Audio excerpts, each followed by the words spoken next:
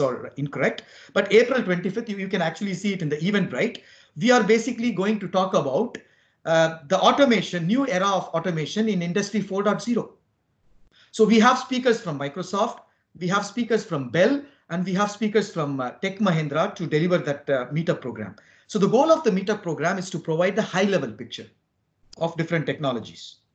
What is blockchain? So in this case, in April 25th, we are going to help you to understand what is Industry 4.0, what is IoT, how IoT is going to play a role in Industry 4.0, how automation is going to play a role in Industry 4.0, how the test automation and the operations are going to play a role in Industry 4.0.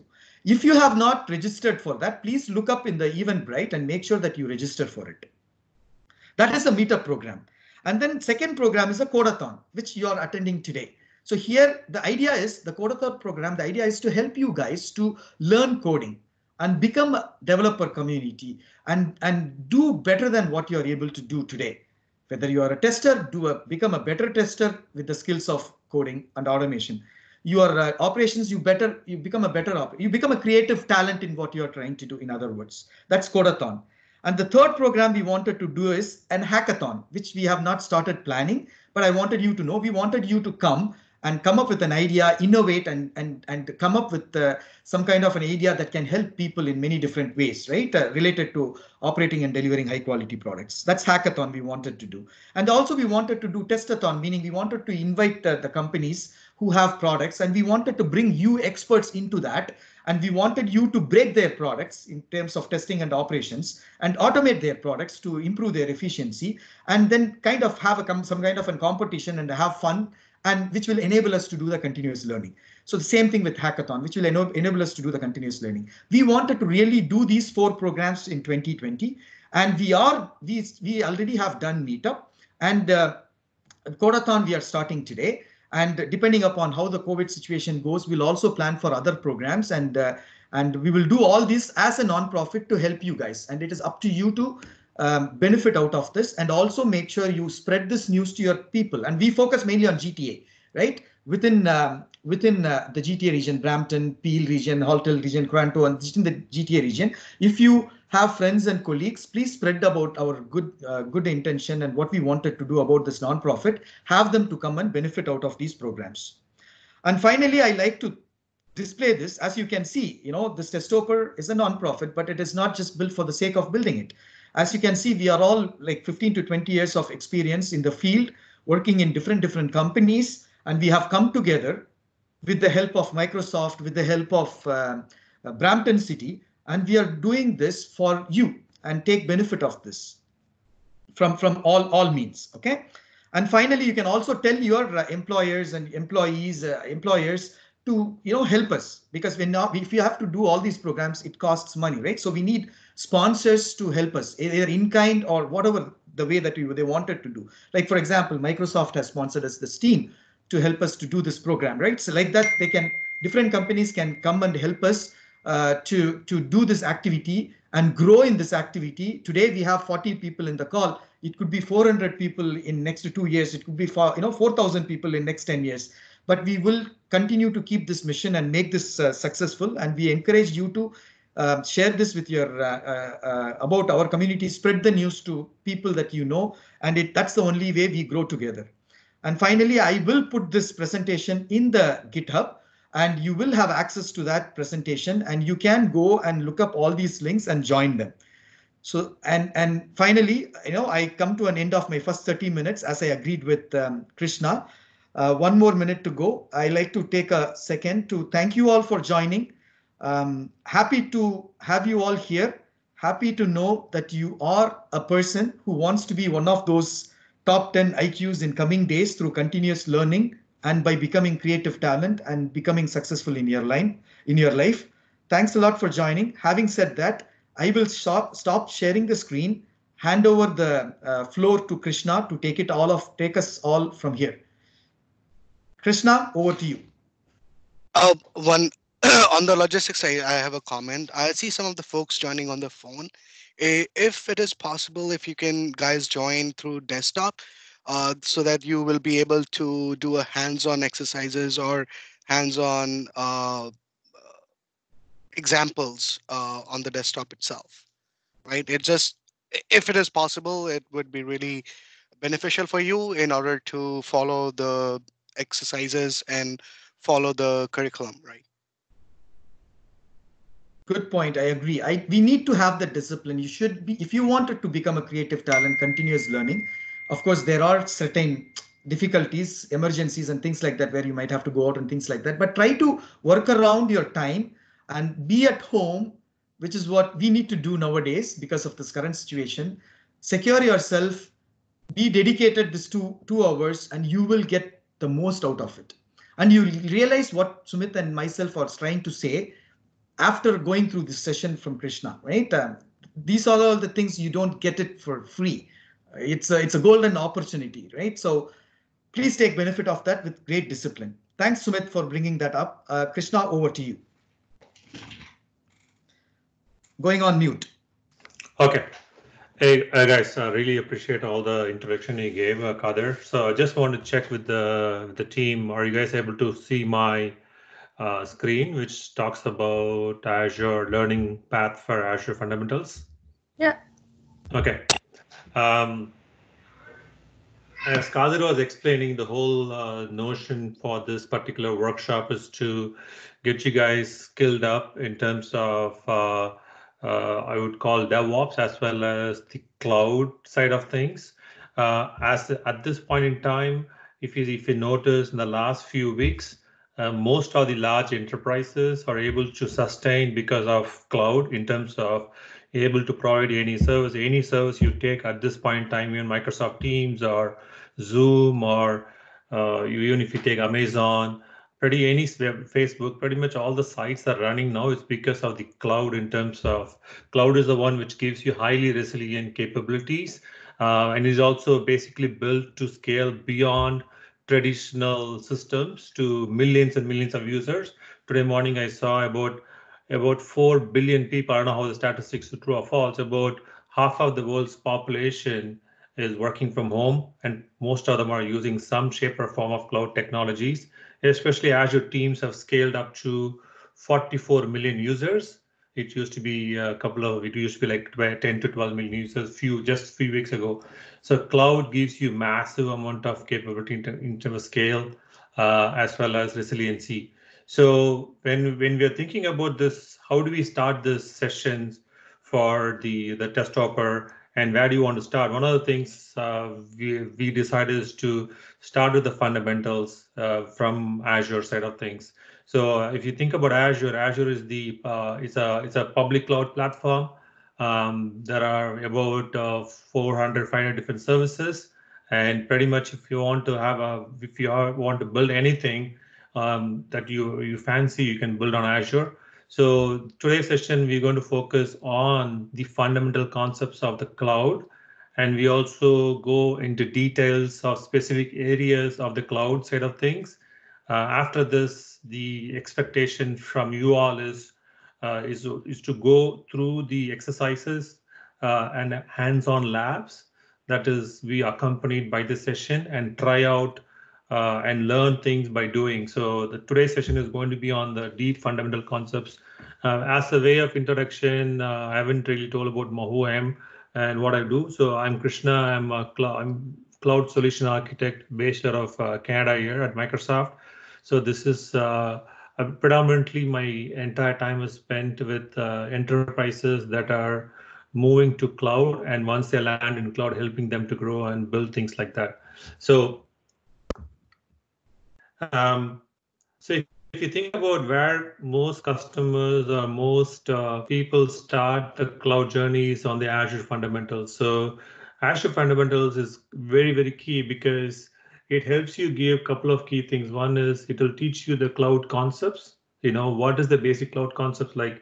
What is elasticity? What is agility? What is economics of scale and things like that. On top of that, we also talk about the core services. When you talk about core services, things like websites, things like virtual machines, things like security, compliance, and things like that also plays a major role. Another key point we also going to talk about is security, compliance, and trust. The reason security on the cloud is extremely paramount is because of the type of data that you can potentially that would be saving on the cloud. For example, a few weeks ago, I think 2 days ago, Zoom, Elon Musk mentioned you cannot use, I think it's one of their companies where he said you cannot use Zoom because it doesn't offer end-to-end encryption, as an example, right? Same thing goes for any other public cloud properties. Security is extremely important, and also the privacy. Privacy in this scenario, what we mean by privacy is a lot of data on the cloud has to adhere to certain standards. For example, there are data standards within Canada. Any data, for example, data stored in Canada cannot leave the Canadian geographical boundaries, right? Things like that. And compliance, like for example, banking has got a lot of compliance, and so does healthcare. So we be touching base on that. And the last one is obviously how much you're going to pay for the service and what are the support models you're going to have. If you have any questions, I'm going to open up my chat window on the side. I will give you a pause and then you can ask the questions in, because I don't want to flip back and forth on multiple times. So I just want to talk about one more key point here is, okay, so the content we are going to discuss is called as AZ900, which is basically, it's called Microsoft Azure Fundamentals. So after this, technically speaking, you can take a certification exam based on the material we're going to talk today, and then I'll share the slides as well with you guys. So which means you can go and once you finish these sessions, if you're really comfortable, you can start to go and take yourself, join yourself for the exam and then take it there. And also one more thing, all of the Microsoft exams are remote exams, which means you can take it from home. You don't need to go to a center as used to be before.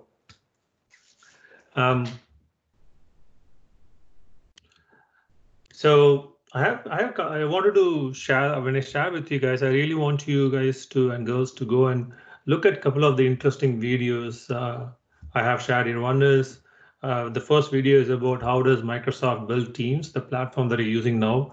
And other thing is I also want to go and guys to watch about what's inside a data center in Azure, right? So Azure data centers are basically massive data centers. We have around 54, 55 around the world, and these are purpose built specifically to host Azure workloads. So that's Mark Rasanovich is the chief architect of Azure. So I don't mind you guys going to look at it. And also there's the interesting companies like Atabotics, which are coming and building robotics services on Azure. That's something to look at. So when you have some time, you can go and review that. It's going to give you a different perspective of things as well. So today the session is built into a couple of key areas. One is what are the principles of cloud computing?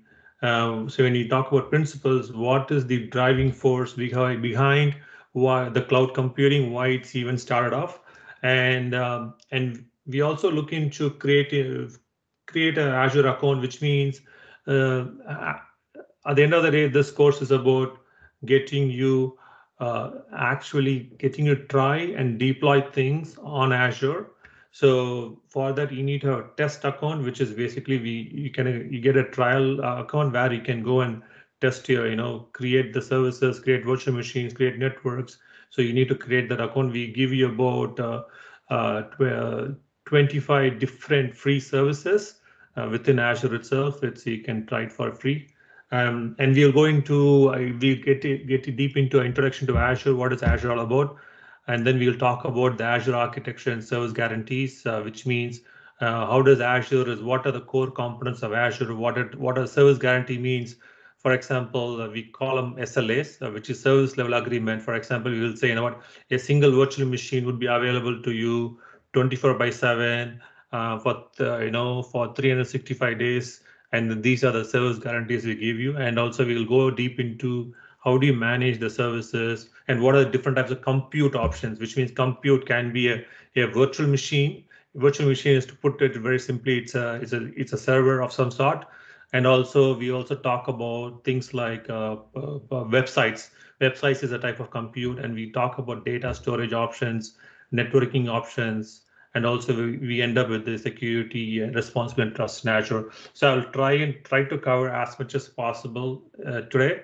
If I have anything at all, I'll follow in the following weeks.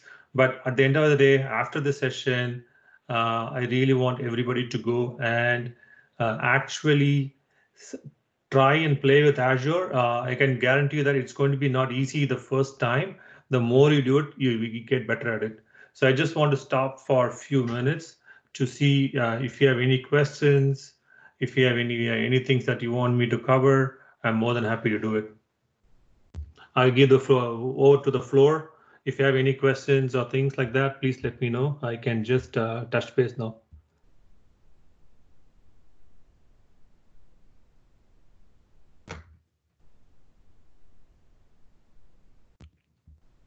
I don't see anything on the chat, so let's see. Okay, so looks like everybody is okay. Now let's go into the first module. If you think, Krishna, this is Kadir, right? Yes. Just wanted to share one quick point. Yes. Like Krishna kind of mentioned, this we are starting with cloud because we do believe cloud is very, very important and basic fundamental thing before you get started on anything else. So after this cloud learning, we will get into advanced things such as artificial intelligence and so on, right? Which is the core program content, right? If you look at our program content, it is called as Testoper, Codeathon, Intelligent Automation Codeathon. So instead of we starting on that intelligent automation, we felt we have to first start on the cloud before moving into that, and that's the reason Krishna is here today. And next few sessions is going to be focused on that. Just as FYI, Krishna. Thanks. Over to you. Okay, thank you. So just to come back to the key topic of discussion. So usually what happens in most other courses, they end up starting learning a particular programming language and things like that.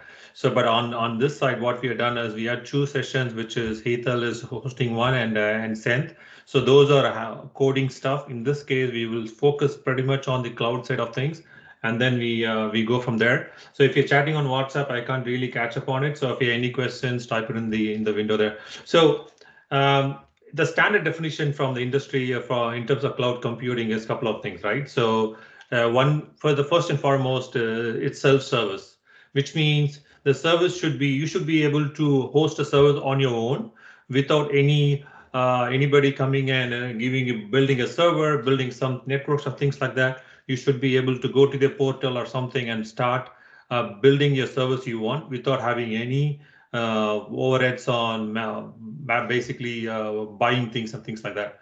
And the second one is access. So because it's public cloud, all you need to access public cloud is basically a pretty simple internet connection, and you go from there. So it's not like a traditional system where you need to go and physically locate yourself on some network, but with the cloud, it's public internet access. Other key concept we also talk about is resource pooling.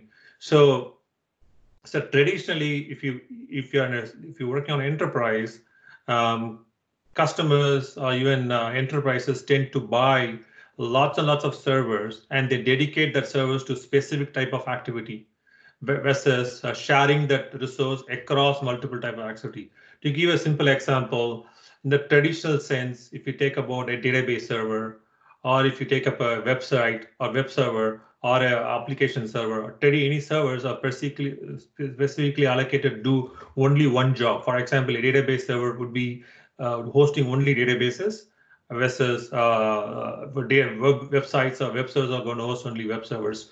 So what's going to happen because of that is you're going to lock your resource for a particular task. In the cloud world, it changes the dynamics in the entirety. For example, if you have 100 servers, for example, so what happens in resource pooling is these 100 servers are commonly work together to finish a given task, versus these 100 servers won't be dedicated for giving a particular activity. So that is done by the fabric, which you call Azure Fabric. It's got intelligence into it to build and construct the services accordingly based on the needs. And then this is a rapid elasticity. So one of the challenges that traditional systems tend to have is they won't be able to scale. To give a very simple example, unfortunately, the COVID-19, the situation is so bad where some services all of a sudden have to be expanded.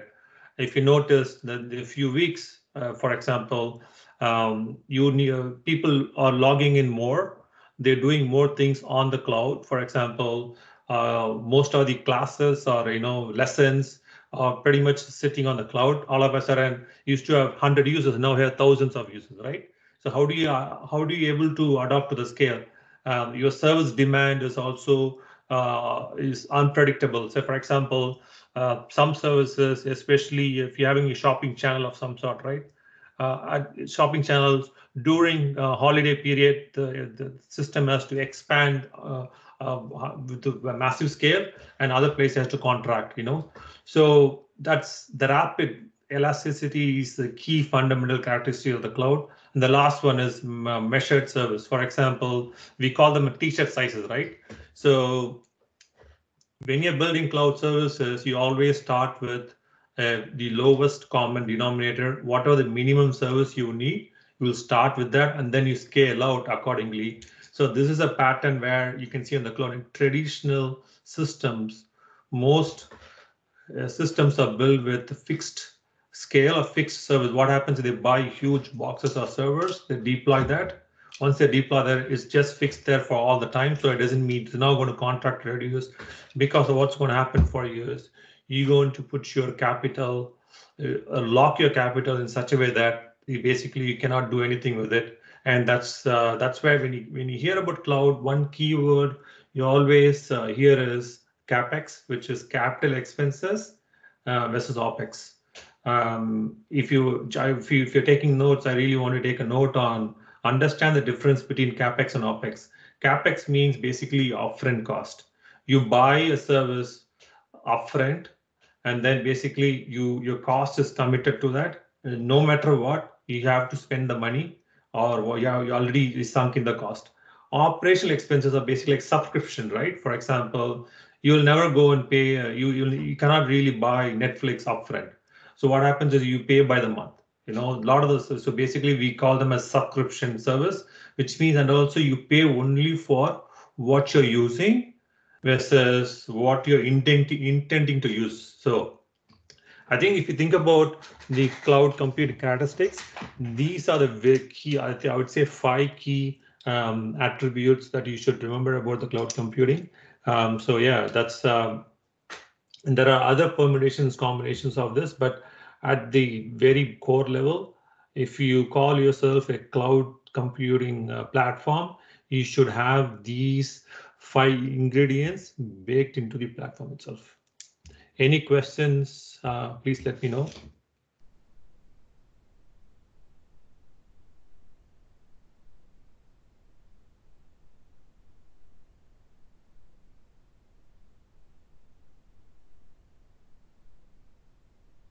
So, Navshri, what is that question you had? Let's say I have a quick question. What was it? If you have any questions, type it in the. Hey, no, Krishna. I was just telling that it will be great if you could present it on the slide mode so that it will be even more bigger for us to see. Okay, fair enough. Fair point. You know what? Let me do that. Thanks. Is it better now? Yeah, much better. Thanks. Okay, thank you. I appreciate it. One other thing, in terms of the economics of scales also gives you, it gives you more benefit in terms of cost base is much better managed and it's extremely efficient and things like that. I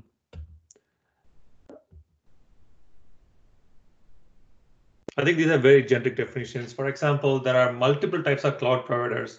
So one of the, we call them as a public cloud provider, which means this we call also hosting provider. In this case, if you think about services like the well-known services, right? There are hundreds of services. Azure is one of the public cloud. AWS is one of the public cloud. Google Cloud is one. IBM has got variations of it as well as Alibaba. So these, when you say public cloud services, basically the services are available for you to consume through subscription model through a public internet access. The other model you also see is private cloud. So Private cloud, you can call as a traditional server-based on-premises deployment or a hosted deployment. So the thing is, private cloud is going to be very strong moving forward because not every single data can be hosted on the public cloud. So you're going to have a variation of a public private cloud as well. So this could be a VMware or OpenShift, or there are tons of on-premises private cloud, even Windows Hyper-V. Basically, these are private cloud, which means it's going to sit within your enterprise network, which is not available to the public consumption, but is only for you, for your enterprise consumption.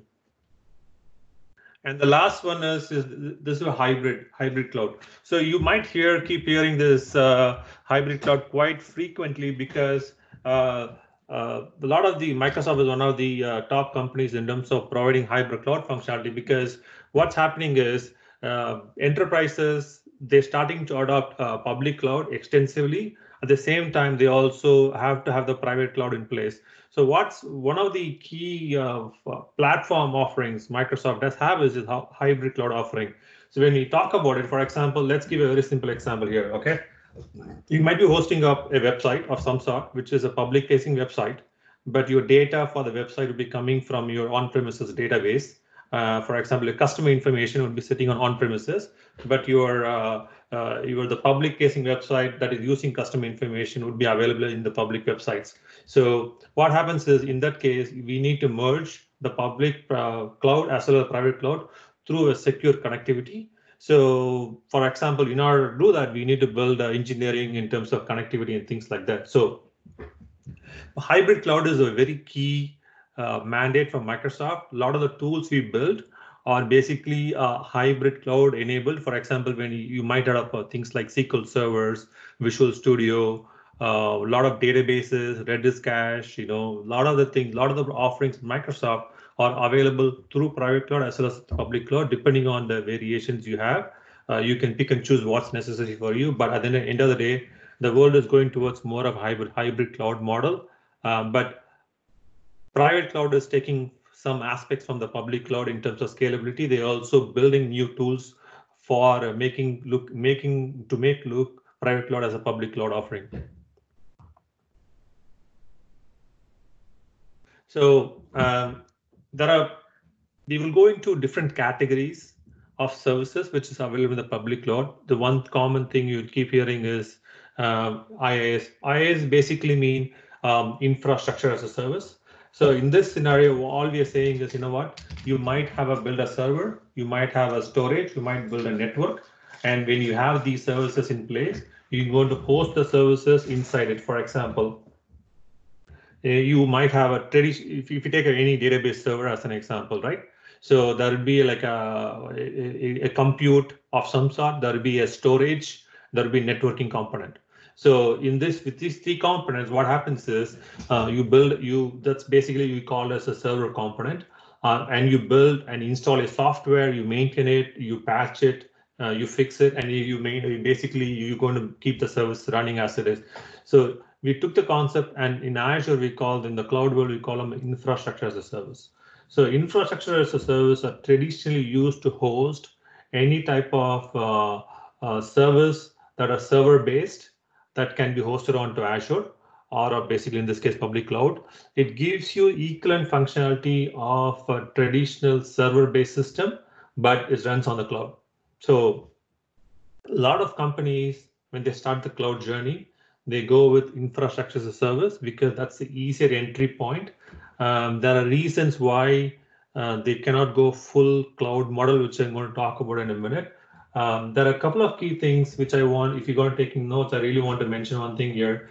There's a concept called shared responsibility model. So in the shared responsibility model there are certain aspects in the IaaS world, which is infrastructure as a service world, it will be held by the customer. In this case, let's say if you're the customer, if you're running a database server on Azure or any cloud provider, you have to be responsible for making sure the given server is properly patched up, updated, fixed. But the cloud vendor will make sure the infrastructure that is hosting that particular server is up to date it's fixed. So there's always a concept in the cloud world. You keep hearing about shared responsibility for most of the services. So where you as a customer are responsible for certain aspects for it, and we as provider we have to be responsible for certain aspects of it. So one key thing I really want to stress the point is the data is always owned by the customer in question. The data is always owned by the customer in question, meaning only you have access to the data that is residing on any services in Azure, because we have a concept of public and private keys. All the data is locked to this special key, and you as a customer have access to it, not the cloud vendor in question. So first of the key concept in this equation is infrastructure as a service. So it doesn't need to be any type of system. It could be virtual machines, it could be Linux machines, Windows machines, it could be any flavors of Linux as well. But the concept is physical servers hosted on a cloud. The next one is where it gets interesting is it's a platform as a service. The platform as a service is, I would say, it's one level up than the infrastructure as a service, because the traditional sense of servers, the customers have the responsibility of hosting the box, serving the box, patching, fixing updates, and things like that. So that also brings one more challenge, which is in terms, for example, scalability becomes a bigger challenge. And there is a lot of most customers, for example, when they want to scale out, when you say scale out, all of a sudden there's a huge spike in the workloads. They want to scale out the service. All of a sudden there is you cannot really go and build new boxes, but you want the cloud to take over it.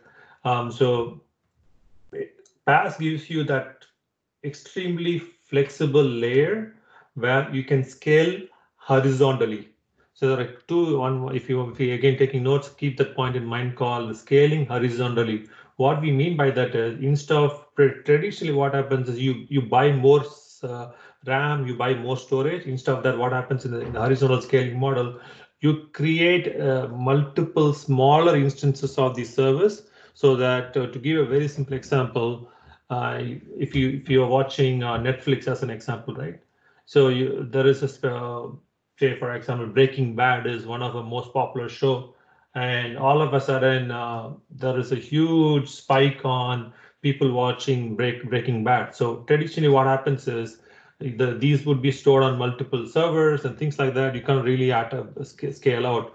On the PaaS model, what happens is, because it's built with we call them as a stateless, the number of compute nodes can exponentially scale horizontally, which means more number of people can watch the show without any service degradation. At the same time, from the customer's point of view, they also don't need to manage anything. So PaaS is where most companies these days will land into the cloud world.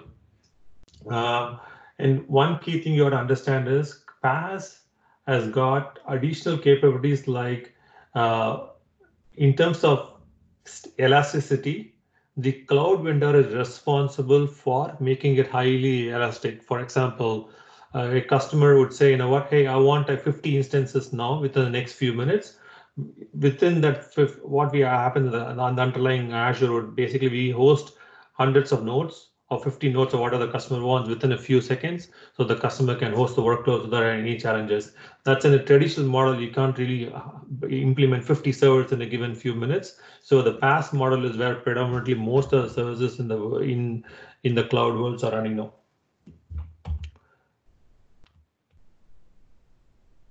I'll build this slide. So as you can see, there are three models. So if you think about the very left-hand side is your traditional server-based model where everything's sitting on-prem, and infrastructure as a service model is where there are certain services which customer is responsible. I spoke about customer responsibility. In this case, data, application, operating system is all hosted by the customer. The green ones are the ones which is the customer responsible, and Microsoft is responsible for compute, networking, storage. The PaaS model is a bit more different, where you are Microsoft is responsible till the time of run times. For example, you might run a Java program, or you might be running a .NET program. You might be running a certain service which is basically a Node.js or something, but you as a customer responsible building the data access and application layer. And the last one, which is SaaS, which is basically where its data is only responsibility, everything else is Microsoft responsibility. One good example of SaaS model would be anything to do with Zoom or Microsoft Teams or Office 365, Google Docs, Dropbox, or any lot of services which you go and consume a service, but you are responsible for data, but pretty much everything else is owned by the customer, owned by the vendor in question, which is Microsoft at this point in time. I just want to pause for a few minutes. Any questions from the team? Krishna, there are some questions in the window. The Yes. first question was by Sumit, who was asking, is moving to the cloud always a better solution? That's a fantastic question. So it depends on the use case by use case, okay? So I give you two examples for you guys. Let's say, for example, if you're running a lot of websites, okay? And then during the peak time right now, and you're having challenges scaling out because you don't have enough servers, right? So in that scenario, moving to cloud would be the right option because it's going to help you scale out based on demand. I'll tell you an anti-pattern for it. For example, there might be a lot of systems which are basically sitting on legacy systems, right? Very old systems, mainframe systems, which you cannot move into the cloud because you have to do a lot of refactoring and things like that. In that case, you have to make your own decision on whether to move to the cloud is good or not. And they also, most of the times, moving to cloud is also a choice and feature set requirement from the customer in question. So depending on the use case, the answer would vary. But that's where the hybrid cloud scenarios are going to come. So in the hybrid scenario, what happens is you can keep some systems on-prem, you can keep some systems on the cloud. So it depends on the use case. You have to make a decision on it. Excellent. The next question was from Sonali, and I know she basically asked, can you elaborate more on shared responsibility? Who takes care of OS patching, apps installed on the server, like third-party apps, example?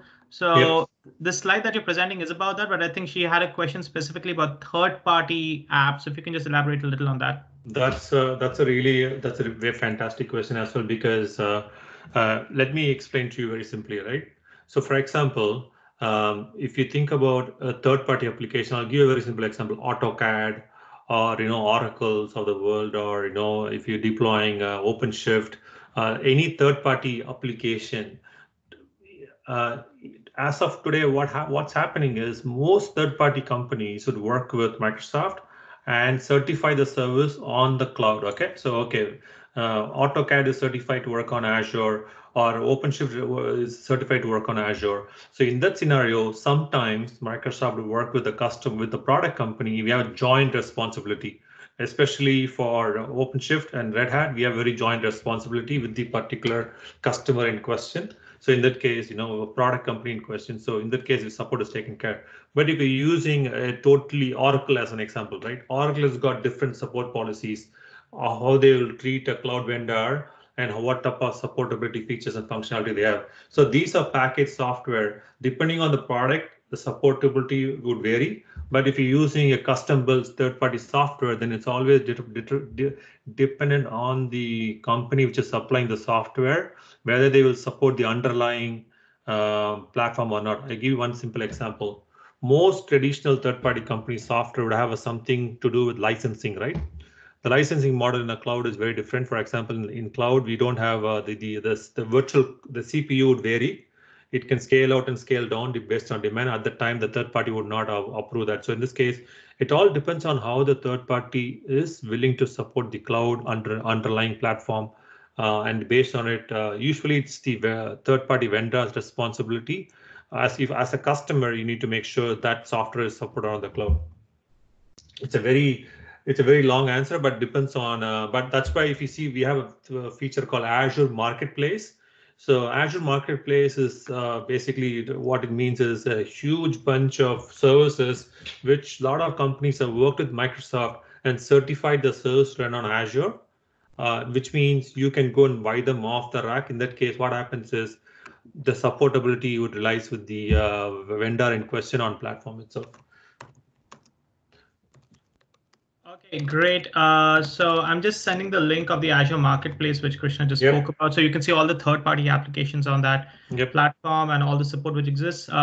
We'll go one more question right now before Krishna resumes. So I think there was one question from Nav who said, how Azure is different from AWS. Can you please explain on that?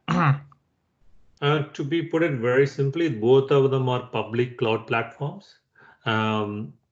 Both of them have a similar or better feature sets. So see, depending on the use cases, you have to choose the best cloud platform that can cater your need. I'm going to watch for Microsoft Azure here because Azure, the core engineering of the Azure is basically built with security, compliance, and audit, and also lots of open source software. If you think about Azure, we are one of the top contributors of open source pretty much anywhere, any place you want. In terms of the commitments we make to the open source community is huge. So from a platform capability and availability perspective, Azure is on one of the top public cloud platform. I think the main thing we provide, I think if you want to take one single feedback, would be the identity, which is Azure AD, is the largest identity system that's anywhere in the world. So Azure assets all directly linked to the Azure AD, which means you have a very strong security governance model baked into it. And a lot of I'll get Adasha to give you a couple of links on it. At the end of the day, to put it very generic, depends on you as a customer, which cloud vendor you want to work with. It depends on the workload. In today's day and age, we call them as a multiple clouds. A customer will have all three clouds or all four clouds. When I say all four clouds, it could be GCP, AWS, and Azure. And maybe they might have Alibaba as an example. So depending on your use case, you choose what's best for you. But from feature and functionality perspective, it also depends on what you're looking to achieve. Okay, so I think we will deal with other questions the next break. I think we can continue right now, just to be cognizant of time. And everyone, you guys are coming up with great questions. Keep posting around the window. I'll try and answer as many as I can. And when Krishna takes the next break, we'll keep answering the next questions. Yep. So I'll run through. Krishna and Adarsh, maybe when you are comfortable, maybe you can give a 4 or 5 minutes break for refresher, if it makes sense, or maybe 2-3 minutes. Actually, you know what? 11:45. I also need to take a break. So 11:45. In about I would say we'll have a break. Maybe we'll come back after 5 minutes. Is that okay? Yeah. We'll do the first break at 11:45. So perfect. Yeah. At your comfort. Thanks. No problem at all. So if you see, this is in terms of Azure, one of the things you will also hear is we call them as regions. So region means a geographical location where Azure is available. So as of today, we have 54 Azure regions. Okay, it spans across the world. In Canada, we have 2 regions: Canada Central and Canada East. So what we mean by that is, so in Canada Central, which is Toronto, is where we host a massive data center, which is basically available for customers predominantly in Canada to use, where it doesn't stop other customers from other countries to use it. So what we mean, why we have these regions is basically to ensure from a data and compliance and data residency perspective, it's taken care. And also the closer the service to the end customer, the better the performance is. If you take, we have data centers in Australia, Singapore, Hong Kong, China, UK, US, France, Netherlands. In Americas, we started with South America, even Middle East. In US, we have multiple data centers, multiple regions, and also in the US, we have special regions called Azure Government. So basically, this footprint would change in about 2 months' time because we constantly adding new data centers at rapid pace. Even in Toronto, we're going to have additional data centers because of the demand. The reason also why we have multiple regions is from an application resiliency perspective. So for example, a Canadian customer can host the workloads in 2 places, which is Canada Central and Canada East, which means your application is distributed in 2 distinct physically separate regions in terms of availability, it's much better than having a single region, because that will avoid you, that's help you from having a single point of failure. This is very similar to when you have your own data center. You might have a primary and secondary region, right? So you have those things as well. So it's very similar, but we are talking about cloud scale. So now we're going to go into technical deep stuff. So if you ever wondered, how does Microsoft especially is able to handle data center failures? These data centers are massively resilient, but it's not, we cannot avoid the failures of the systems, because these are systems built by human beings. Definitely there will be some failure, something. So how do we manage those things, right? And also other thing is also you got to understand is updates. Updates are very common, right? You have patch patch windows, or you have patch cycles. How do you do those things? And I think you need to understand two key fundamental concepts. So one is the fault domains. As the name indicates, for example, if a server goes down, a huge server goes down. Okay, what happens with that? All the services within that server would be also gone too, right? But that's not acceptable for customers. What we end up doing is, okay, how do you address the situation? You address the situation by building multiple redundant, independently operating domains. We call them as fault domains. So in a region, we have multiple fault domains, which means think about these are physical racks. They're separate to each other. They have their own independent power supply. Sometimes to the extent of the power could be from a different grid too, because the grids can fail. So these are for example, if you host a website as an example, or a database. So what end up happening is that particular website will be split into 3 small pieces, or 3 distinct services, and deployed into 3 physically separate, I would say, racks. And by that, you're getting high resiliency. On top of that, what we can also do is, if you choose to you can also deploy the same service in different regions. For example, some customers have Canada Central and Canada East. They'll deploy the same service 6 times, 3 each, which means you have massively high availability. And also one other thing to understand is, there's also a lot of engineering goes beyond. For example, Microsoft has got built, we call them AI ops, which means artificial intelligence operations. What happens is, we can predict failures of a disk.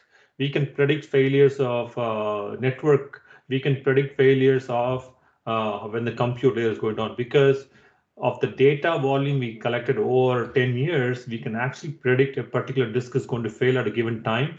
And then before that even failure happens, we can move your workload to a different, fully different disk server and things like that. So fault domains are very key concepts. So which means it's fault domains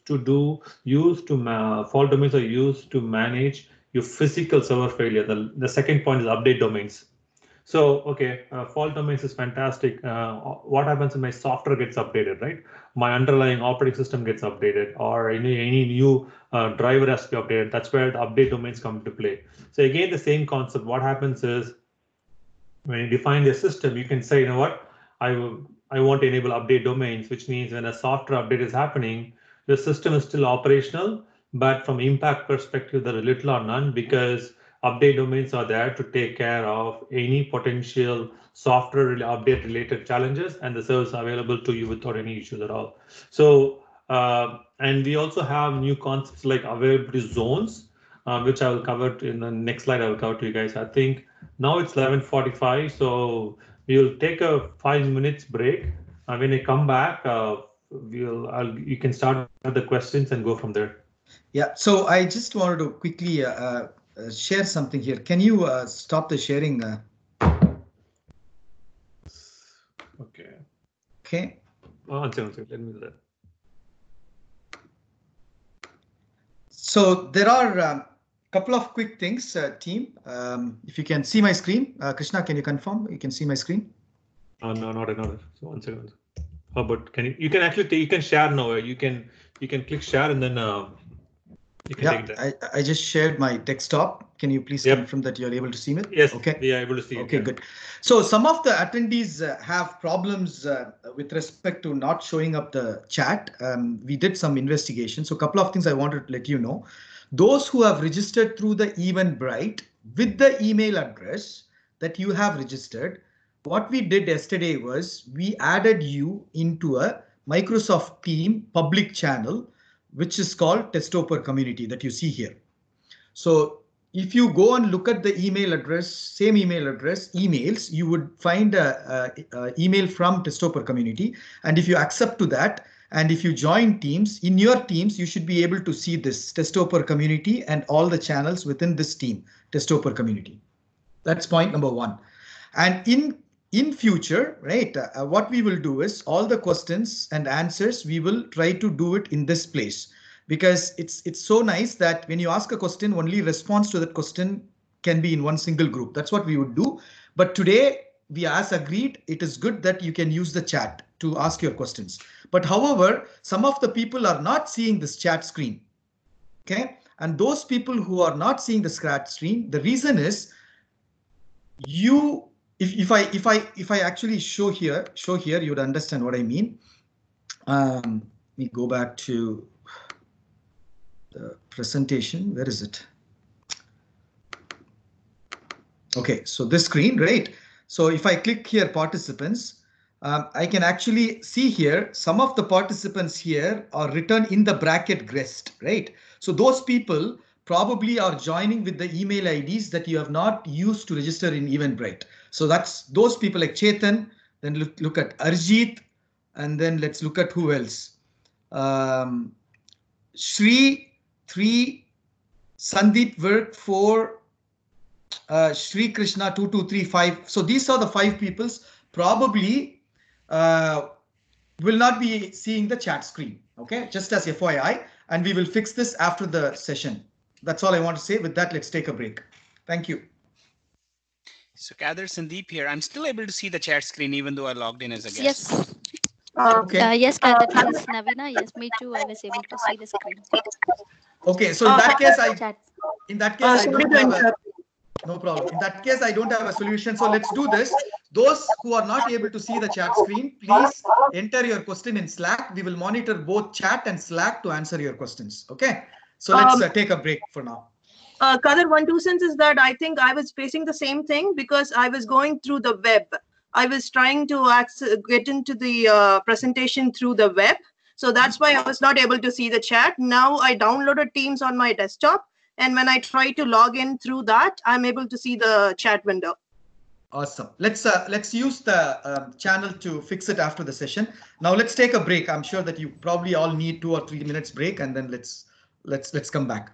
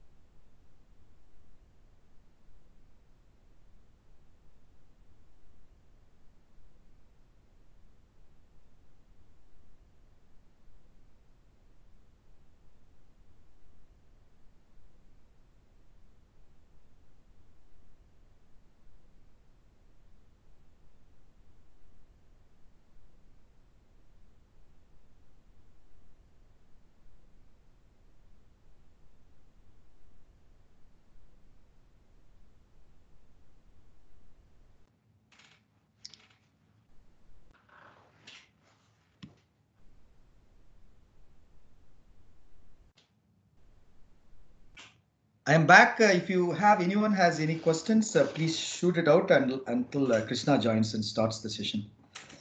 This is Kader, by the way.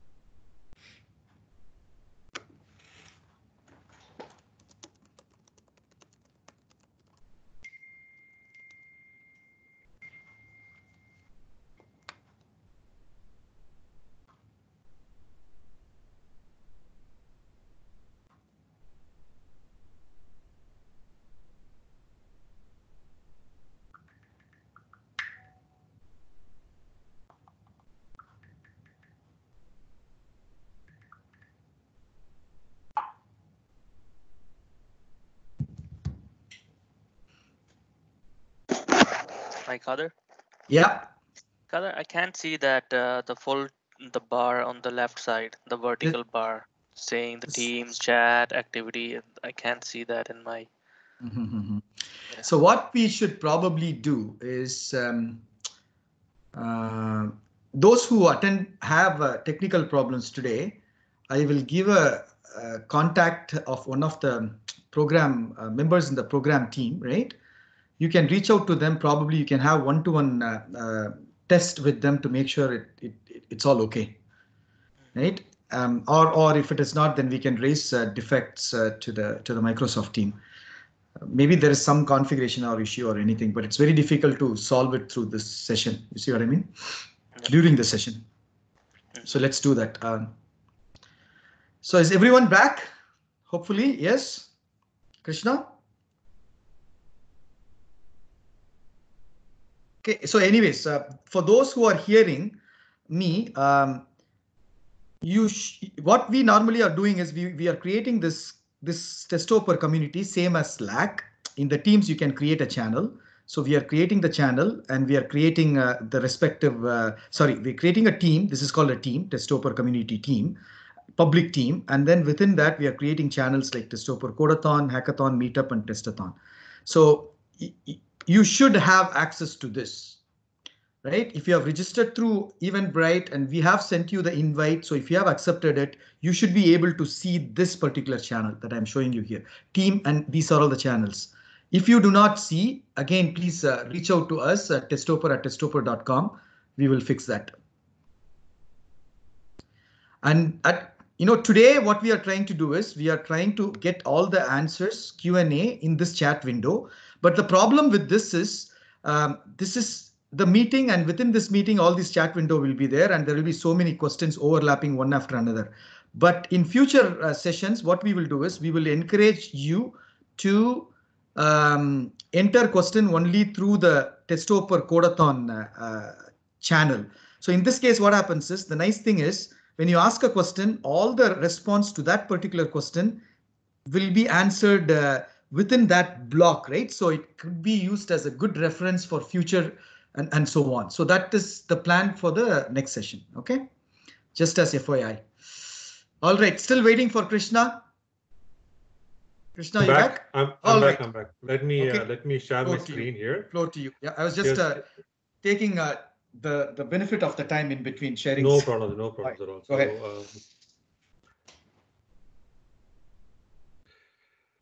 Let me. Okay.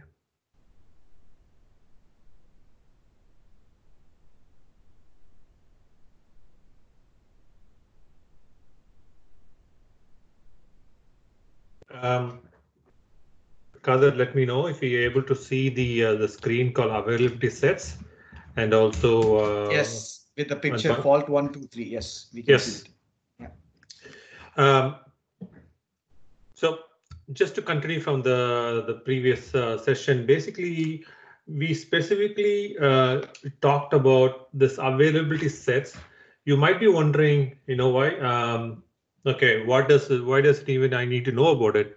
Because if you're a developer, understanding how the cloud's architecture or infrastructure works would make you a better developer in multiple ways. Because traditionally, when you write a piece of code, you end up writing, Sorry, Krishna, maybe you should use if you are a test stopper instead of developer. Developer is bigger than test stopper, You see what I mean? Thank you. I'll do that. So so if you're a test stopper, and you're building a piece of software, so traditionally what happens is you would end up writing, you might hard code IP address, or you might hard code certain things, because that's how been the traditional ways have been done in the cloud world. Everything is coming through a service of some sort. What happens is if you understand how the underlying infrastructure or the service works, you can be a better, I would say, a test stopper or engineer to bake the code properly. So especially when you're building databases in this scenario, understanding the fault domains would help you to design an architecture which is resilient for potential cloud challenges and availability, things like that. So understanding the infrastructure is extremely important. That's why this whole concept of the Azure Fundamentals is in place. Okay. So as I previously explaining to you guys, there will be three default. I mean, don't think there's only Azure made of 3 racks. It's based off hundreds of racks. So for your service, you will have option of selecting 3 fault domains for this particular service, but there'll be hundreds and hundreds of racks for the service you choose, and each rack in this scenario would be composed of I know we don't really divulge how much information, how many servers we run. We run a couple of thousand servers on it. So one advantage of this is high resiliency, both from infrastructure failure, which is the rack failure, as well as software updates. And then we're bringing into another scenario, which is called zones. Okay.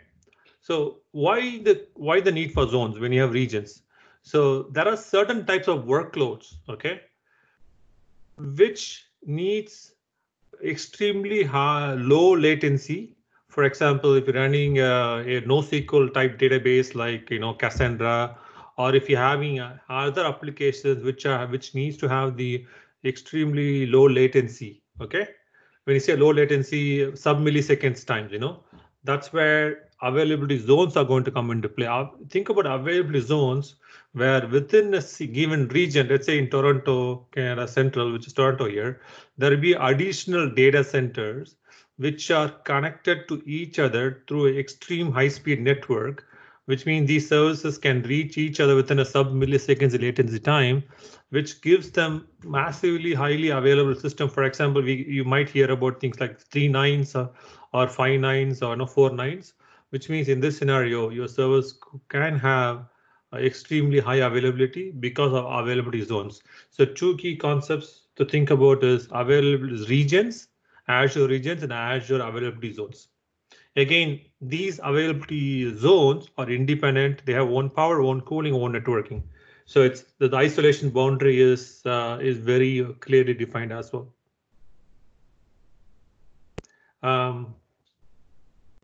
So next we are getting into a bit more deeper where in Azure, what happens is, so let's say you deploy a particular piece of service, okay?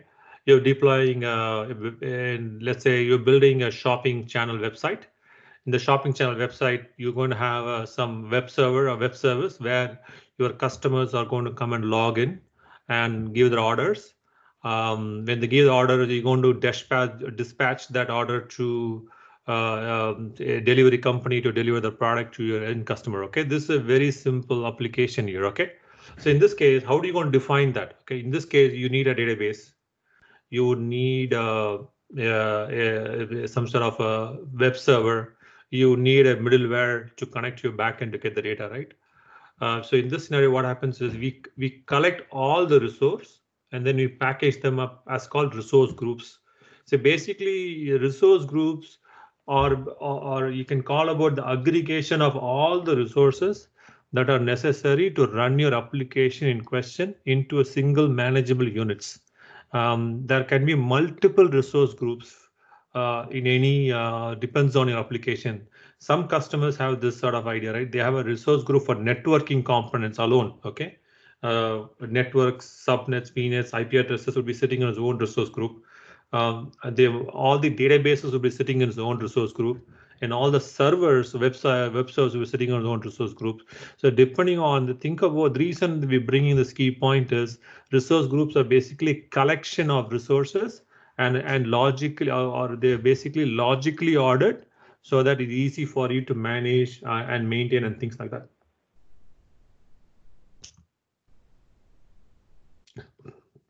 Obviously, when you have resource groups, we also need to have resource managers. So resource managers are basically a management layer where you can create and manage resources across the subscriptions. So in this case, Azure goes by subscriptions.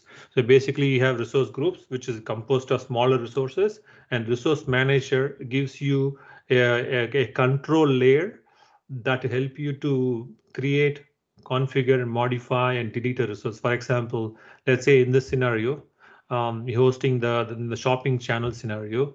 You want to add new databases, because you had Redis cache as a key value per store, but now we're thinking, you might need to have a NoSQL data store for comments, then you can add that resource into the resource database resource groups as well. So think about resource manager, we call them ARM. ARM is basically a management tool that helps you to manage resources across all your subscriptions.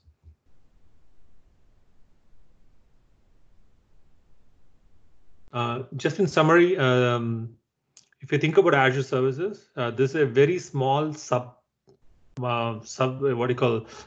of services: compute, virtual machine, availability sets, availability zones, and scale sets is another concept where scale sets are one more level higher than the availability sets or zones. For example, defining scale sets, you just don't need to even worry about scaling. You will say, Mr. Scale Set, I want you to scale when the CPU threshold is 50%, automatically scale up. When the incoming request is 100%, you can scale down. So things like that, scale sets are there. Our app services are basically any type of web app, you can put app services. Azure functions are basically, we call them as serverless, where traditionally you host your service on a server, but with the functions is basically there's no server, absolutely there's no server or anything like that. You run a piece of code and you attach it to Azure functions. It can decide when to scale, when to not scale, and you don't even care about anything related to scaling because the functions can do it on its own. Containers, if you heard of Kubernetes, basically Docker containers is the concept we have. It's a different, I would say, iteration of a server into smaller pieces of software. And networking, one thing you might notice is networks are extremely key. For example, we have virtual networks, load balancers. Load balancers are layer 4, which means TCP/IP based connections and UDP connections are done at layer 4. And application gateways are layer 7. When you say layer 7, it's the application servers or websites are going to use layer 7 on it. VPN gateways, which basically a virtual private network. If you're connecting to an office, pretty much you're using a VPN gateway to secure from your home. And express route and CDN content delivery networks. And databases, Azure gives you, I would say, every type of database you can imagine to have. Mongos, Cassandras, we have Cosmos, Azure SQL. We even have MySQL, Postgres. There is unlimited number of databases. The big data analytics, which is Hadoop systems, HT Insight, Kafkas, and also now we are having to have data warehouses on Azure, then IoT and machine learning. So these are a rough indication of the services, but if you go deeper, there are hundreds and hundreds of services. So each one we will go into detail of it during the session. So Azure Virtual Machines are basically mean infrastructure as a service. Scale sets are basically automated scaling scenarios. For example, if you want to scale a website, but you don't know what sort of parameters to give, we can basically say, what Mr. Scale set scale out. When you have a certain threshold breached, then you can automatically scale out. You define that end state. When you want to scale sets would basically, when it reaches that particular threshold, it automatically start to scale out. And when the condition is not satisfied, it will scale down. So this is again a one level higher than traditional services, because previously you need to know when to scale, but here you're giving that knowledge to the system to decide when to scale and when not to scale. App services basically are web and mobile. If you're building a large scale web app, you just don't know when all you do is build the code. Again, you submit to the app service. The app service would basically scale up and scale down, manage its security, compliance, audit. Pretty much everything is done through the app services. One of the classic example is Microsoft Web App Services are used for the election results calculations. So there's a whole case study which I can share to you guys to understand more. And functions are basically based on event you can trigger. So for one of the simple example I always tend to give is, for example, if you're hosting a picture, like you're uploading your picture to a website, and all of a sudden, once the picture gets uploaded, it has to be processed and stored. In that scenario, it's impossible to determine when somebody is going to upload a picture. But when you use functions, you only build as a piece of code, which is the job of the code is to process that particular picture when it comes in, but you just don't know when the trigger is going to happen. Azure functions are very effective in that scenario where you have a piece of code it's constantly running on the background. When the particular event happens, it automatically triggers and get the job done. And other next one we're going to talk about is the containers. Basically, containers are virtualized environments. Unlike one of the challenge that traditional virtual machines are basically it doesn't have an operating system on itself, but it will have other components that are necessary to run that particular piece of service. Containers become very popular after it's been in Linux since 2000, early 2000. But it became extremely popular when Docker came into that and changed the entire spectrum of the ecosystem of containers. Pretty much now, without containers, traditionally you don't really see we see tons and tons of container-based services.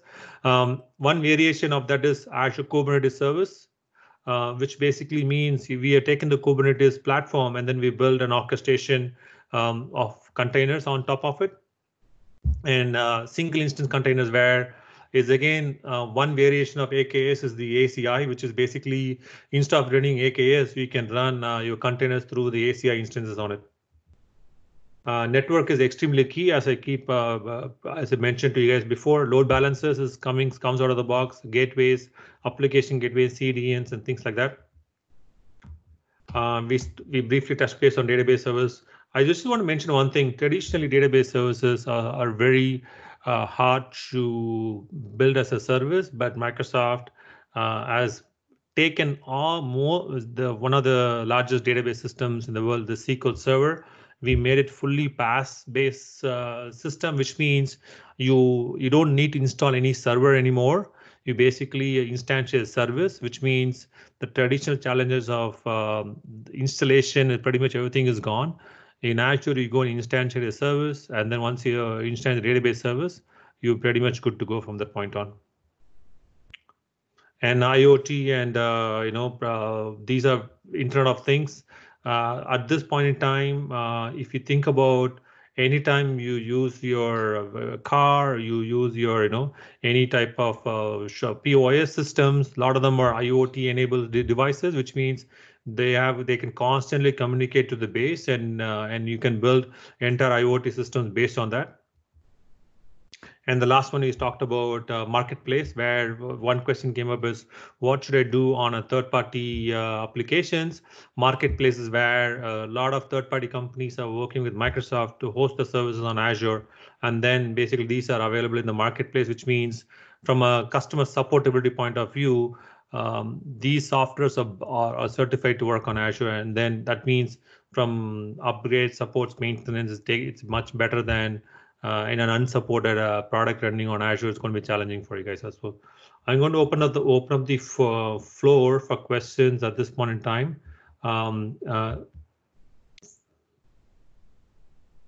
Yeah, sure. Krishna, this is Kadir, right? Yep. So it's pretty clear at a very high level. Traditionally in olden days, we used to have hardwares in our offices and home. Now we don't really need them, right? Such big hardwares, and we can just take it from the cloud. Not only the hardware, but also a lot of services that are provided, which in Azure, I believe, it's all called as services, right? Before at home, we used to install our own database. Now we can take the database service from Azure the same way, compute services, network services, and all those different services that we can take it from Azure, and we can start building our websites or products, deploy them, and go to market, right? So it's pretty nicely you presented.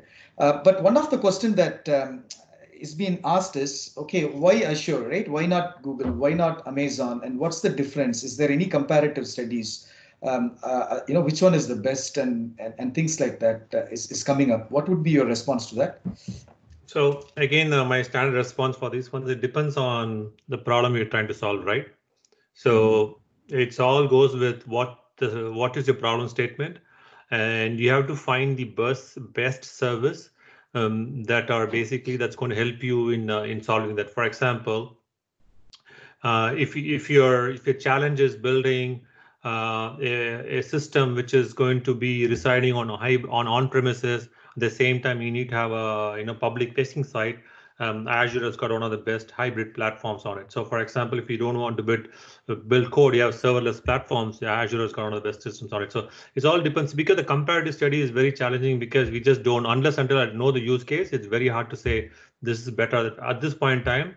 From a services perspective, Azure has got one of the largest available service at this point in time. For example, I give you Teams. The Teams integration with Azure is out of the box native, right?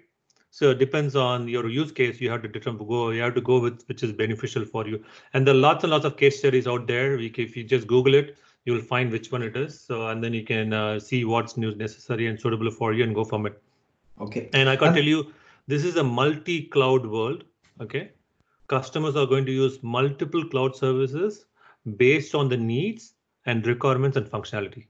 Awesome. And obviously, if you know one cloud service is provided by Azure, the concepts and the naming convention is more or less the same in other cloud services. So you should be able to learn the other cloud services if there need be, right? Yeah, and also one thing is naming there'll be a lot of equivalent services too, right? So yeah, it's not just one or all. You might, what now I'm working in scenarios where customers have AWS, they have GCP and Azure. So we have to make the service work between all of them. Okay. That's why containers, for example, if you take about one other question is Kubernetes, right? Kubernetes as a platform is pretty exactly the same everywhere, right? To the extent where we have a mini cube which runs on this one. So it depends on use case. Because the world is going towards containers, you choose what's best for you. At this point in time, I would definitely recommend Azure is one of the top vendors at this point in time. Okay. And also there's a question on Sonali Gina is saying yeah, exactly. So for those who don't know, right, there are some audience. So we had this hardware platform, and then we virtualized it using virtual machines, and then the advanced technology is the container, where and could you explain what's the difference between a virtual machine and a container based system to the audience, please? So if you think about, put it very simply, right? The whole notion of virtual machines came in when when previously systems you run as a massive servers, right? You used to buy big boxes of servers, then these servers were hosting only one type of system, right? Then virtualization layer came in. What virtualization did is it built a layer on top of the operating system, and then all of a sudden you can build an independent virtual machine, which exactly work like a independent server, but they are virtualized. So Microsoft came up with Hyper-V and VMware. So one of the challenges with that particular virtual machine world is you cannot package lots of services into the single virtual machine. You might do 2 or 3. And where this particular container came into world is it came from Linux. In Linux, you can build a system based on we call root CHRO, C root and C groups, where you can allocate a process a certain memory, a certain processing capability and storage, right? So that independent process can run as simple as a database, or it could run anything on it. So all of a sudden, what happened is you can pack a lot of small containers within the same virtual machine, and it gives you exact same functionality. It's also solved one other challenge too. One of the main challenges it solved is the time to market reduced, because with containers, you can basically package it up only to the necessary files that you want to package, and then you can move it across. If you want more details, I can send you a simple deck. So yeah, that would be good. So that would be good. It's strongly based on the Linux concepts of C groups and CH root. And also there's a Linux, there's a concept of time slicing, which means a process can get a certain slice of time.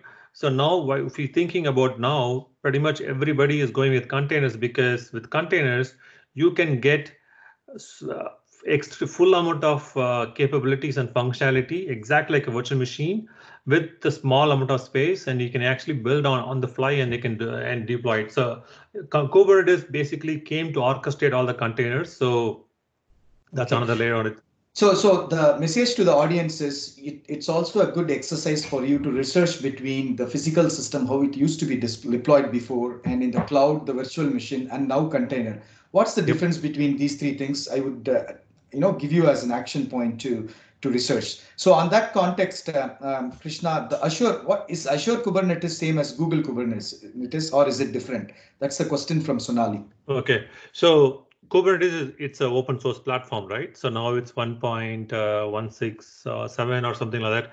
It's open source software. So basically, what we also take from the open source community, and then we build on Azure. But if you are running a certain version of Kubernetes, we give you compatibility from 1.15 or 1.16.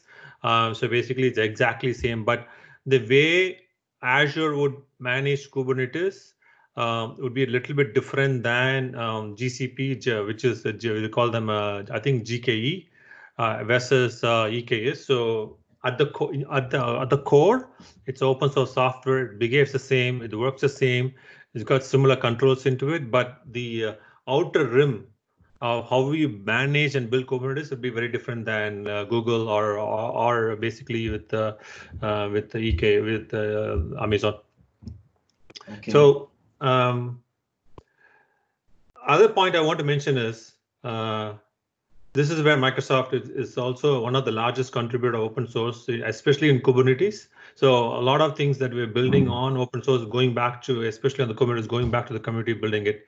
So yeah, there was some question. I'm going to jump on another question where CLI, so resource manager can be through, yes, resource manager is basically, you can do CLI, you can do UI, or you can do infra as a code, or you can use Terraform. Actually, to be clear, in Azure, when you deploy a service, the ARM templates are available through a shell, which runs on Terraform. So yeah, okay, so Sonali, yep. Sorry, I'm reading out a question for you to help you out, Krishna. So there was this question from Sonali: are fault domains connected to each other for data integrity? Because data in a region can be updated in any fault zone. That's the question from her. Yes, absolutely. Yes. What happens is when you build a database, especially on a data tier, this is also connected.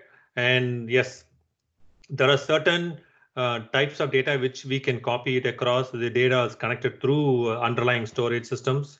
And you also understand one thing, the storage stamp or storage layer has got its own fault domains and update domains on its own. It is built a little bit different than the compute layer, but in short answer is yes. Okay. The next question is there any sorry.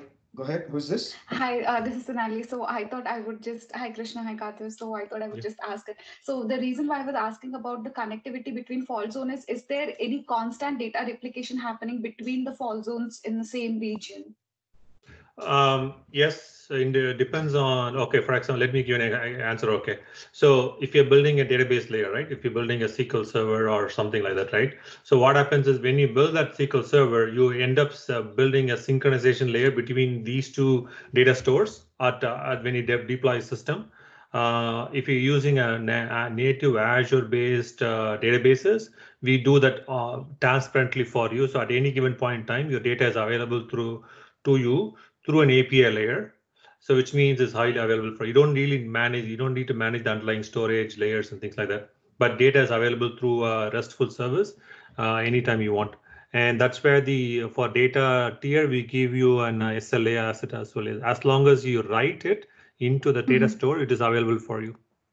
And Sonali, you have a couple of other questions too. I would prefer that you just ask them right now. Yes. Yeah. I would ask them. So it's something like the interconnect that Oracle gives in Rack, like they take care of it, and with the high bandwidth data is being copied, and it gives us like high availability, like the 999, 4959 concepts that you were talking about. Yeah, absolutely. In this case, we again, it's Azure.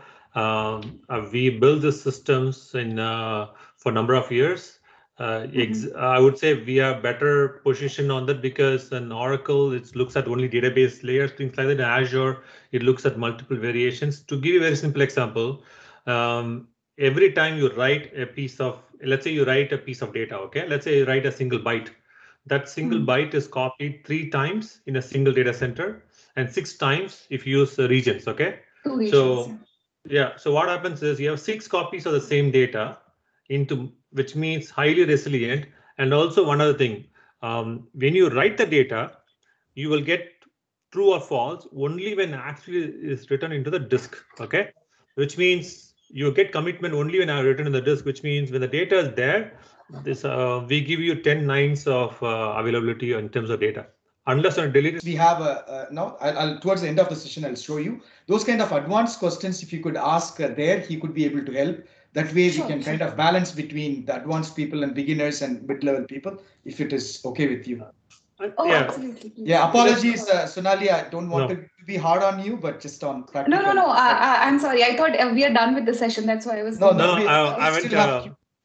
think Krishna, we should stop here as far as the presentation is concerned. Let's take more questions. We have 6 more minutes.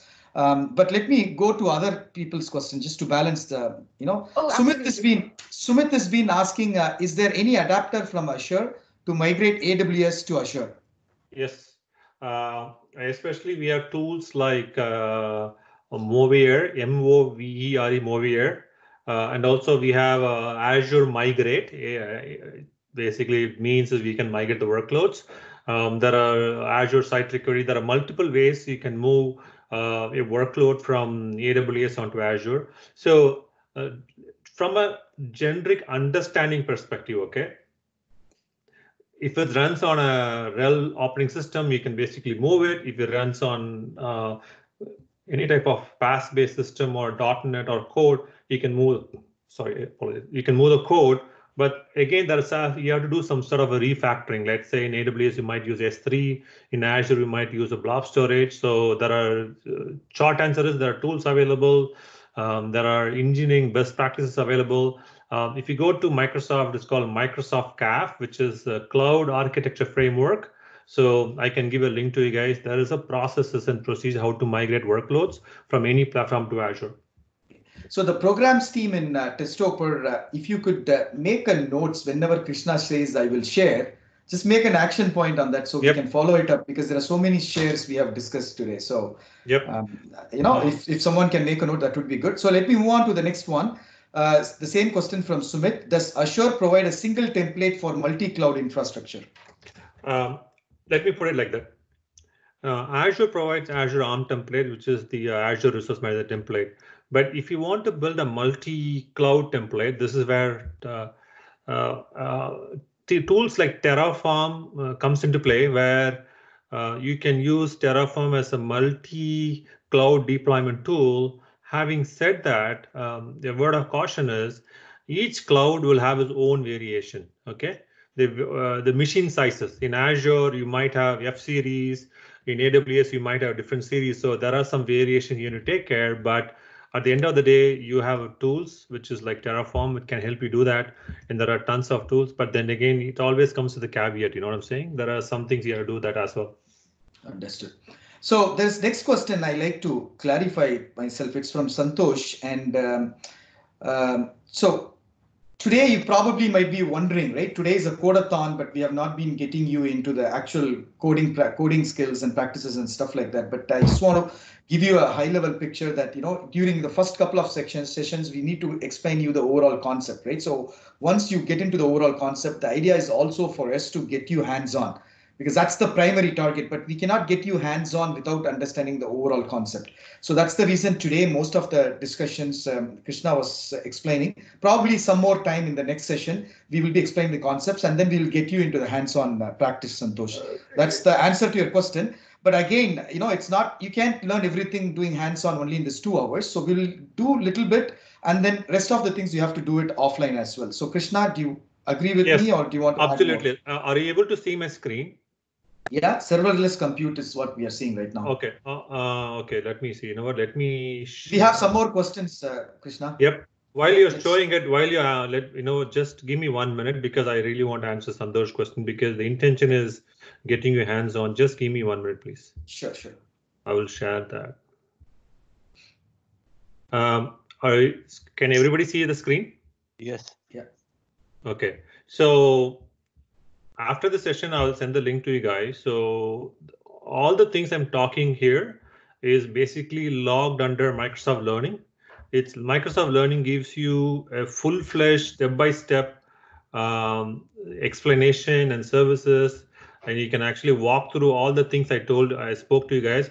And if you see that there is a section to create test accounts in Azure, okay, we call Azure free accounts, where if you follow the steps here, you can actually instantiate your free Azure subscription, and then when you do that, you're going to get into Azure with all the exact. Basically it's a public cloud, right? You can do create the resources and get hands-on very easily through that, you know.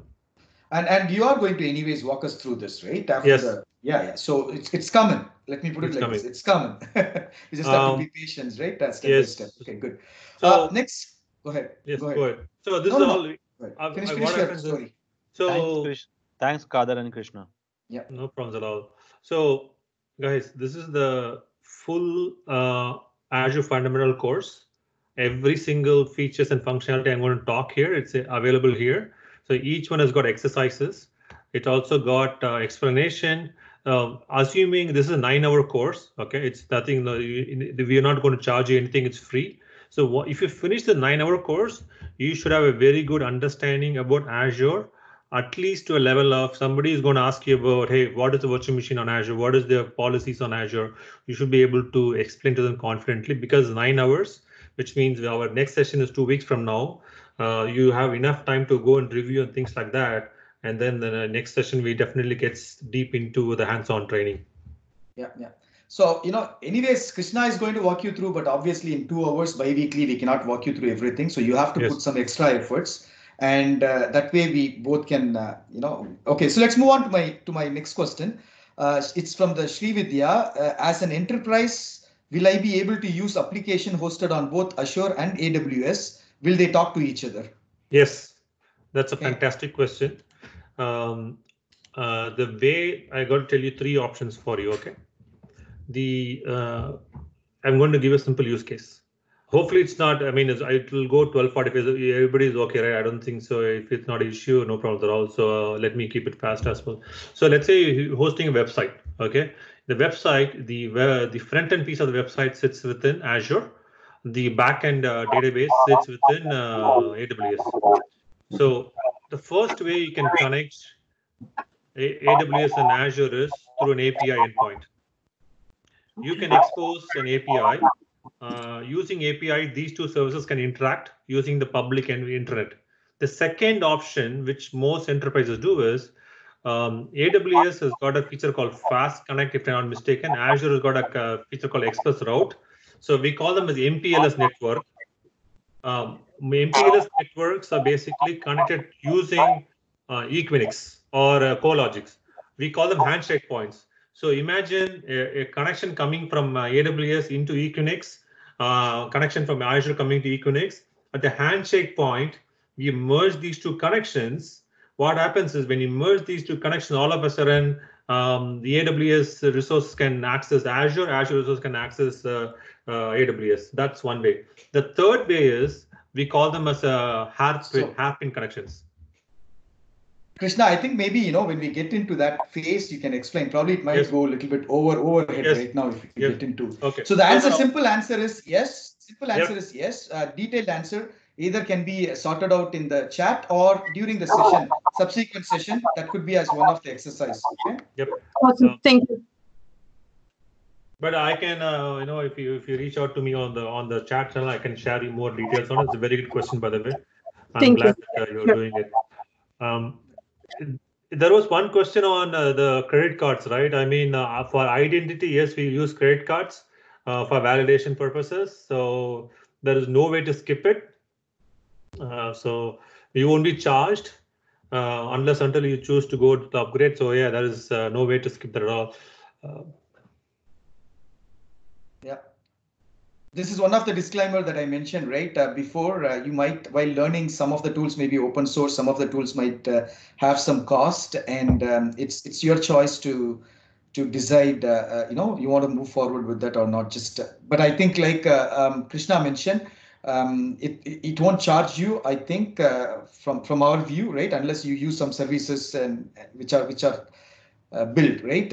So yep. That's the view. Okay. So the during hand-on, if we use any paid service, then we will get any warning in advance. Okay. Yeah. Okay. So the other thing is, I just wanted to kind of wrap this today's session with a few key points. The first point is I'm going to take the screen, Krishna, from you. Yes, please. Okay. Thank you.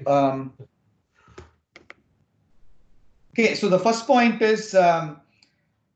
Thank you for joining, and make sure that you also share this with your other friends and colleagues and have them to join. As you can see, today's session, it basically gave you some value, and if you're a good friend, you would also bring other friend to get the similar value, and that's the only way we grow.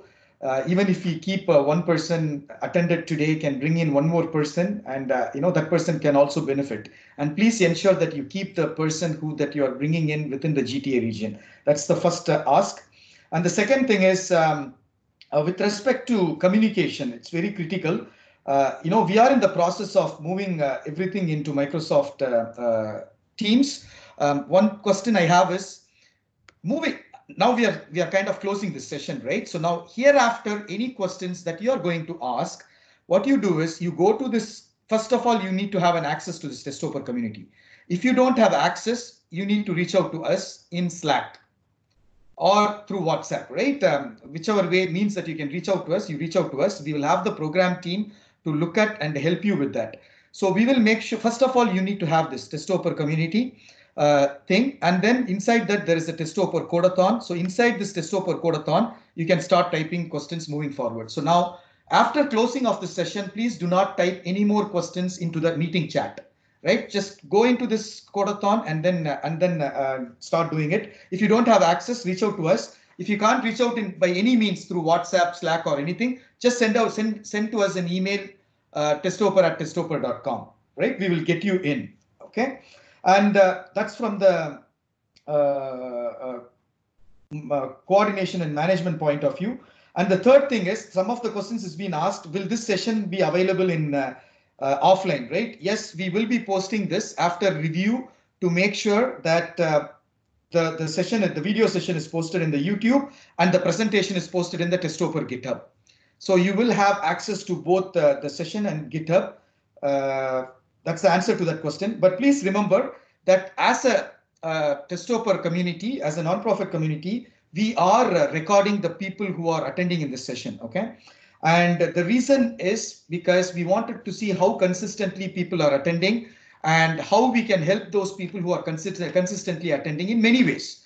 from the form of introducing, talking to the companies if they have a job opportunity, asking them to come and interview our, like a campus interview in our colleges, right? And we are also looking at to see how other additional benefits like free licenses and other stuffs can be brought in. And we are also working with Microsoft to see, I'm not giving any words. Whatever I'm saying, it's not a commitment, disclaimer, right? Remember the disclaimer I gave start of the session. All these things, but we are trying to help you without any commitment. But these help will come. Like, for example, we are discussing with Microsoft to see if we can get few, exam certificates and things like that, right? So when we select the people whom we wanted to really give all those benefits that we are trying to do from the Testoper community, we will be looking at the attendance. Okay, we will make sure consistently whoever is attending are the ones who would basically benefit from all these facilities. Just make sure that you keep this in your mind.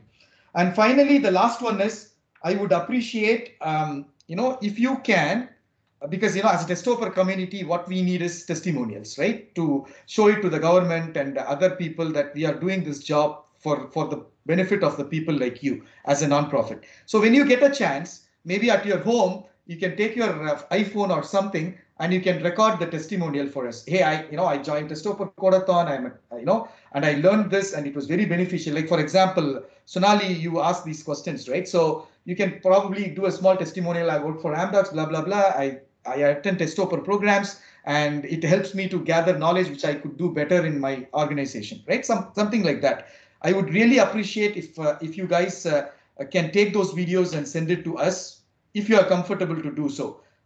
We would really appreciate it. Those were the 4 key points that I like to share before I close this session. Otherwise, all good. Today we had some challenges on the connection, but we are just starting and we will sort this out offline, all those challenges, and make sure the subsequent sessions are going smoothly. Thank you for the speakers. Thank you for the attendees. Thank you for the supporters. Thank you for program managers. Thank you for all the members who are supporting Testoper community and continuing to promote Testoper community. You all have a great day. And our next session, that is Testoper Intelligent Automation, will be in 2 weeks, same time, Saturday, 10:30 a.m.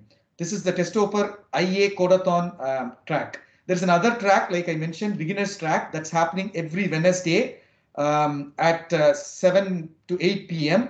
But for you to join that, it's a different link, not the same link. It's a different link. You will be able to get those links from the Microsoft Teams or WhatsApp or Slack.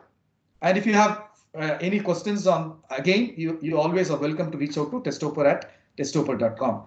Thank you. You all have a great afternoon. Spend your time wisely, continuously learn and become a Testoper. In other words, become a creative talent. All the best. Stay safe. Thank you. Bye-bye.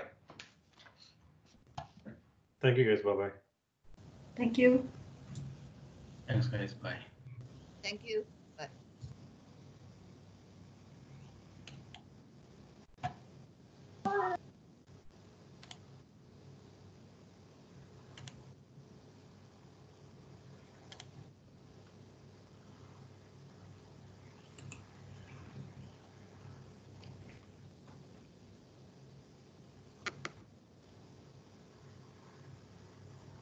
Krishna, Adarsh, are you there?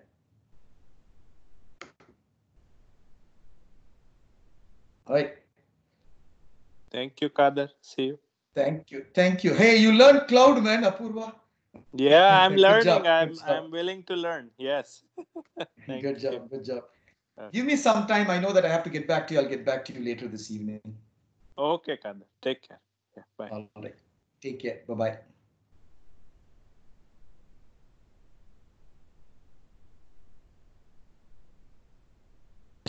Mickey,